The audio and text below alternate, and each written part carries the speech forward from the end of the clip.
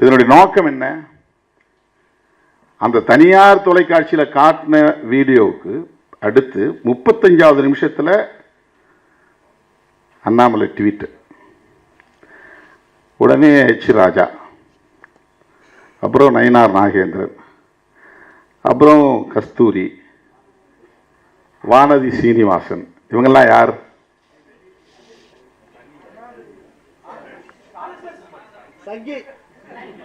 அவ்வளவு பேரும் சங்கிகள்.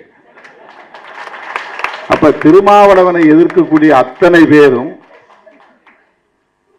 ஒரே கான்செப்ட்ல இருக்கிறவங்க.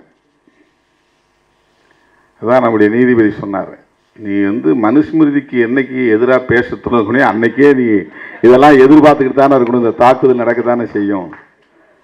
நாம் இதை எதிர்பார்க்கிறோம், அதுல பிரச்சனை இல்லை. ஐடியாலஜிக்கல் வார், அதுல எங்களுக்கு எந்த பிரச்சனையும் கிடையாது.